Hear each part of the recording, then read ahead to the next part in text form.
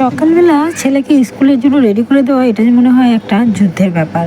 এই দেখো ঘুম থেকে উঠেছে, টানাটানি শুরু করছে, কিন্তু ও উঠবে না, বিছানার থেকে একদমই নামবে না। বলছে আমি আজকে স্কুলে যাব না। তবুও আমি টেনে টুনে ওকে এদিকে নিয়ে আসছি যে বাবা চল আজকে স্কুলে যেতেই হবে, তার কারণ রৌদ্র উঠেছে। আর বেশি রৌদ্র উঠলেও স্কুলে যাওয়া যায়, কিন্তু যদি বৃষ্টি হয় তাহলে তো আর স্কুলে যাওয়াই যায় না। তো সেই জন্য বলছে যে আজকে রৌদ্র উঠেছে, আজকে স্কুলে যা, যদি আবার কালকে সকালে বৃষ্টি হয় তাহলে তো আর স্কুলে যাওয়া হবে না। তো যেই কথা সেই কাজ, সেদিনই রৌদ্রে স্কুলে গেছিলো, তারপরের দিন আবার বৃষ্টি হয়েছে, স্কুলে আর যেতে পারিনি। তো এই দেখো আমি তাড়াহুড়ো করে ওকে রেডি করে দিচ্ছি, তার কারণ এখন বাজে 8টা বাজতে 10 বাকি, আর ওর 8টার সময় স্কুল শুরু হয়ে যায়। কিন্তু তাড়াতাড়ি করছি, কে কার কথা শুনে। রেডি হতে হতেই 10 মিনিট হয়ে গেল। তারপর রেডি করে বসিয়ে দিলাম যে ও স্কুলে যাওয়ার জন্য। কিন্তু ওকে তো চা বিস্কিট খাওয়াতে হবে। যে চা বিস্কিট বলতে ও চা খায় না, শুধু বিস্কিটের মধ্যে ডুবিয়ে, চায়ের মধ্যে ডুবিয়ে বিস্কিটটা খায়। আমার ছেলে দুধ খায় না, যেহেতু দুধ খায় না তাহলে না হলে দুধ বিস্কিট খেত, কিন্তু ও দুধের গন্ধই সহ্য করতে পারে না। দুধ, দই, তারপর ঘি, মাখন, এর কোনো কিছুরই গন্ধ সহ্য করতে পারে না। তাই ওকে চায়ে ভিজিয়ে বিস্কিটটা খাইয়ে স্কুলে পাঠিয়ে দেয়। তারপর দেখো ওর, যেহেতু আমি এখনও স্নান করিনি, তো তার জন্য ওর বাবাই গিয়ে চাটা বানিয়ে নিয়ে আসলো। আর বরাবরই এই যে সকালবেলার চাটা আমার বড়ি করে, তো সেই জন্য চাটা বানিয়ে নিয়ে এসে এখন ছেলেকে খাইয়ে দেবে। আমি তো রেডি করে দিলাম, ব্যাগ ট্যাগ সব রেডি করে দেবো। আর এদিকে ওর বাবা দুটো বিস্কিট খাইয়ে নিয়ে যাবে স্কুলে। তারপর স্কুল থেকে এসে ভাত হয়ে যাবে, ততক্ষণে ও খেতে পারবে ভাত। তো সেই জন্য আমি রেডি করে দিচ্ছি। প্রত্যেক দিনই কিন্তু আমি স্কুলের বই খাতাগুলো রাত্রেবেলায় রেডি করে রাখি, কিন্তু কালকে রাত্রে পড়াশোনা করানোর পর বই খাতাগুলো রেডি করে রাখতে ভুলে গেছিলাম। তো সকালবেলা উঠে ওই যে তাড়াহুড়ো শুরু, একদিকে রেডি করানো আর একদিকে বই খাতা গুছিয়ে রাখা, এটা মনে হয় একটা যুদ্ধ। ছেলের স্কুল মানে আমার যুদ্ধ শুরু। তো এই যে বই খাতা সব রেডি করে ব্যাগে ঢুকিয়ে দিচ্ছি, টিফিনটাও রেডি হয়ে গেছে। তো এক হাতে যেহেতু ফোন আর এক হাত দিয়ে ব্যাগে বই ঢুকাচ্ছি, তাই একটু অসুবিধা হচ্ছে। তো বইগুলো সব ঢুকিয়ে দিলাম ব্যাগে। আর বই খাতা যদি না নিয়ে যায় তাহলে স্কুলে পড়বেই বা কী, তো সেই জন্য সব কিছু চেক করে আমি স্কুলের ব্যাগে ঢুকিয়ে দিচ্ছি। আর রোল নিয়ে যাবে 3টে 4টে, কিন্তু বাড়ি ফিরে নিয়ে আসবে একটা, এই হচ্ছে ব্যাপার। তো সেই জন্য একটা রোল আমি ঘরে রেখে দিচ্ছি, না হলে সবই যদি হারিয়ে ফেলে কী দিয়ে লিখবে। যে টিফিন বক্স রেডি, এখন ব্যাগও রেডি, শুধু এখন স্কুলে যাওয়ার পালা। তো ছেলে রেডি হয়ে গেছে, তোমরা তো দেখতে পেয়েছো। এখন আর স্কুলে চলে যাবে, তারপর আমি স্নান সারব। ব্যাগ একদম রেডি, এখন ওর বাবা ওকে স্কুলে নিয়ে যাবে। বাবা দুষ্টমি করবে না, হ্যাঁ?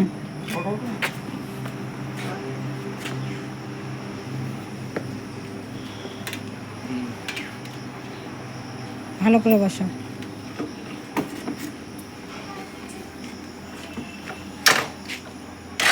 টাটা বাবা।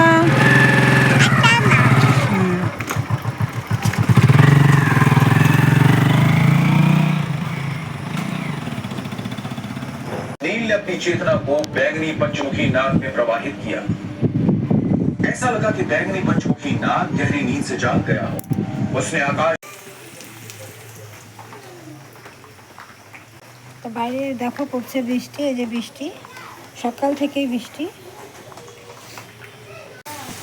এই বৃষ্টির মধ্যে করবো পটল আলু দিয়ে একটু মাখা মাখা করে তরকারি, আর রাত্রেবেলা করবো খিচুড়ি। তো তার জন্য আমি একটু মাখা মাখা করে করবো, যা এখন এটা দিয়ে খাওয়া যায়, আর যা তরকারি থাকবে সেটা থাকবে। আর খিচুড়ি বানাবো, তো খিচুড়ি দিয়ে ভীষণই ভালো লাগবে, তো সেরকম করেই বানাবো। আর পটলটা আমি এইভাবে কাটছি, এই যে দেখো যেভাবে ডালনা বানায় সেভাবেই করছি, তো এভাবেই রান্না করবো। এর মধ্যে একটু বাদামও দিব, কে কে বাদাম খেতে ভালোবাসো জানাবে। পেঁয়াজটা অল্প ভেজেই তারপর পটলগুলো দিলাম, না হলে পটল ভাজা হতে হতে পেঁয়াজটা পুড়ে যাবে, তার জন্য।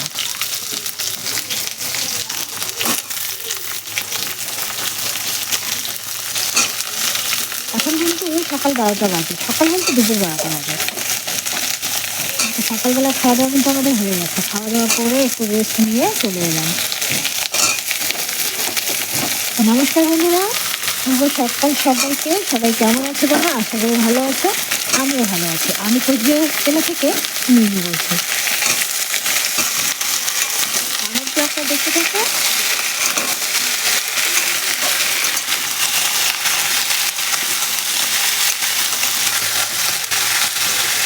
আমি তো দিয়ে দিলাম হলুদ, পরিমাণ মতো নুন,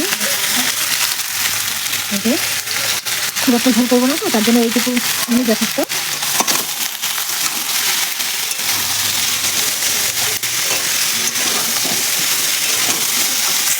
আর এই যে দেখো এখানে ভিজিয়ে রাখছে বাদাম, বাদামগুলো ছাল তুলতে হবে, আধা ছাল তুলেছে। আজকে আমিষই রান্না করবো, দেখি কীরকম লাগে। আমি বাদাম দিলে সাধারণত পেঁয়াজ রসুন দিই না, তো আজকে ভাবলাম একটু পেঁয়াজ রসুন দিয়ে একটু মাখো মাখো করে রান্না করে। অন্যদিন রান্না করলে একদমই শুকনো করি, শুধু বাদাম যে থাকে বাদাম বাটাটা যে দেই, সেই মশলাটুকুই গ্রেভি গ্রেভি হয়, ওটা দিয়ে ভাত মাখলে ভীষণ ভালো লাগে। তো আজকে একটু সামান্য পরিমাণ ঝোল ঝোল করবো, দেখি কীরকম লাগে।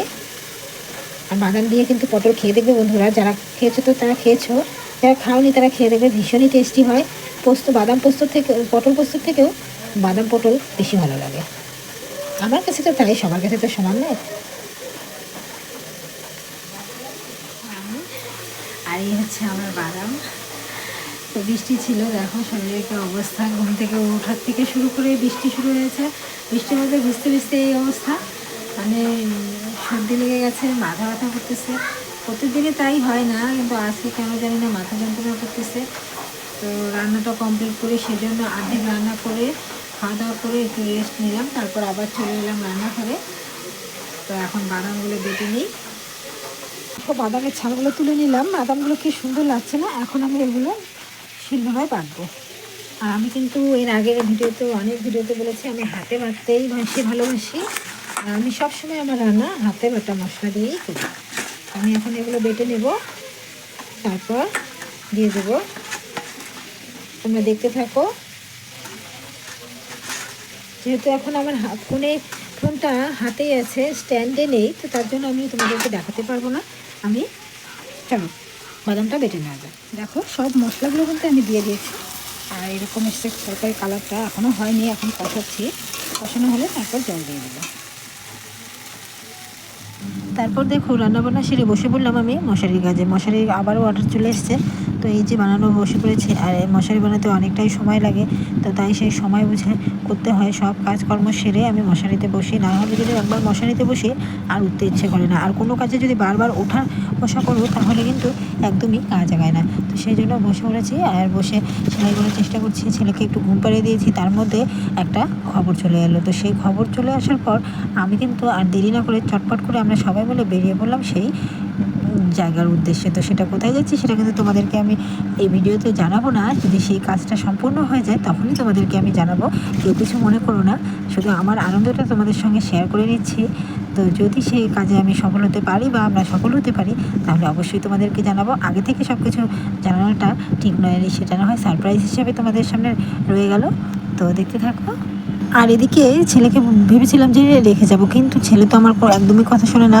আর যদি উঠে দেখে আমরা বাড়িতে কেউই নেই তাহলে ভীষণই কান্নাকাটি করবে। তাই ভাবলাম যে ওকেও তুলে নেই, ওকে নিয়েই যাব। আর আমি যেখানেই যাই আমার ছেলেকে নিয়ে যাই, না হলে না আমার মনটা বাড়িতে থাকলেও কেমন করে, ভালো লাগে না, মনে হয় কী না কী করছে, কোথায় না কোথায় ঘুরছে, ভীষণই টেনশনে থাকি। তো তার জন্য আমি ওকে সঙ্গে করে নিয়ে যাই, এরপর আমি ছেলেকে তুলে নিয়ে রেডি হয়ে যাব। বাবা হাই বলো। হাই বাবা, তুমি হাই বলো। বলছো হয়েছে।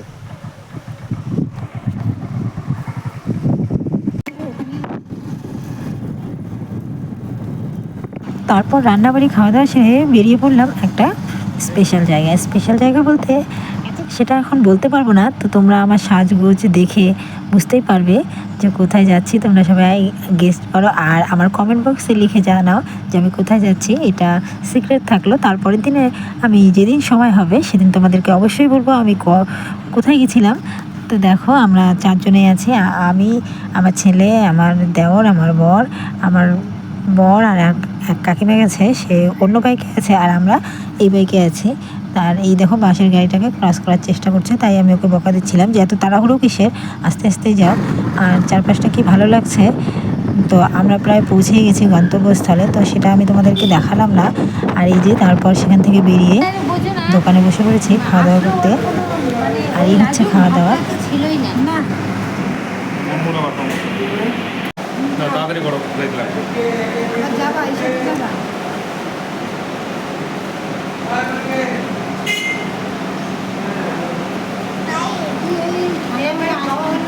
এবার দোকানে এসে দেখি দোকানে লোক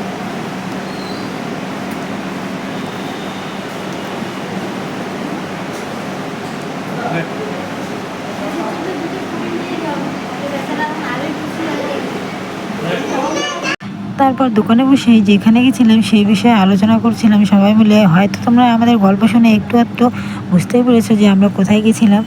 তো সেটা সিক্রেটই থাক, আমি তোমাদেরকে জানাবো পরে।